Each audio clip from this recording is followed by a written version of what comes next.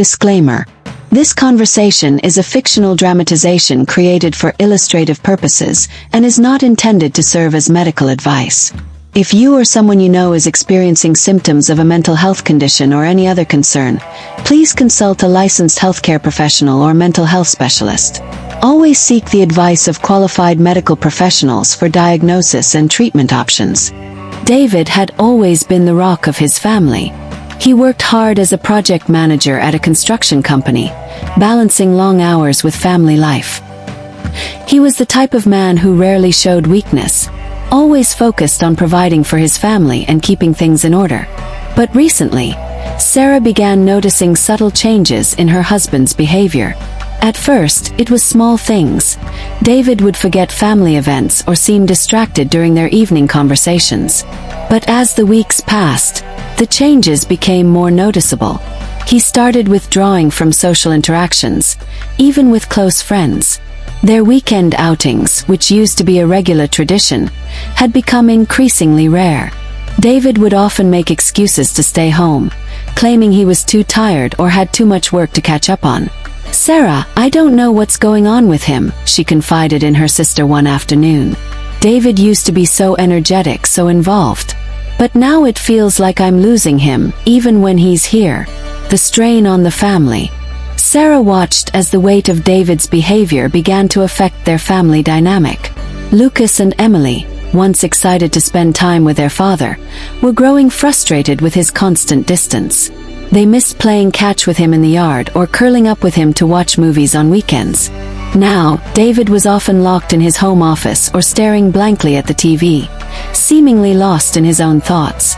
One evening, Sarah gently approached David while he was sitting on the couch, staring at his phone. "David, can we talk? I'm really worried about you," she said, sitting beside him. "I don't know, Sarah. Feel tired. Like nothing's ever good enough. I'm just so exhausted all the time, even when I sleep." Sarah's heart sank. She had seen the tiredness in his eyes but hadn't realized how deeply it ran. This wasn't just physical fatigue. It was emotional exhaustion. "David, I think you might be depressed," she said quietly, the words feeling heavy as they left her mouth. David looked at her in silence for a long moment before he finally spoke. His voice almost a whisper. "I don't know. I just feel empty. Like I'm letting everyone down."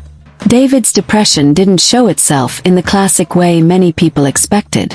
He wasn't crying or withdrawn in the traditional sense. Instead, his depression manifested as irritability, a lack of motivation, and a general sense of numbness. He couldn't muster the energy to do things he once enjoyed. He began neglecting his health, skipping meals or opting for fast food instead of home-cooked meals Sarah used to prepare. He also stopped exercising, something that had always been a part of his routine to manage stress. "What's the point?" he thought. "I'll never get back to how I was." David also became frustrated more easily. At work, with the kids, and with Sarah. He found himself snapping over small things that wouldn't have bothered him before. "Why don't you just take care of it yourself?" he would say to Sarah when she asked for his help with household chores. His outbursts, which were rare in the past, were now a regular occurrence. One night, after a particularly tense argument about their finances, Sarah began to cry. She was exhausted, not just from trying to manage the household on her own, but from the constant worry about David. He had been withdrawing more and more, and their once solid connection seemed to be slipping through her fingers. "David," she said through her tears, "I need you. Kids need you. We're all just hanging on here. Please, we need help." David sat in silence, his face a mask of exhaustion. He knew Sarah was right, but admitting it felt like a defeat.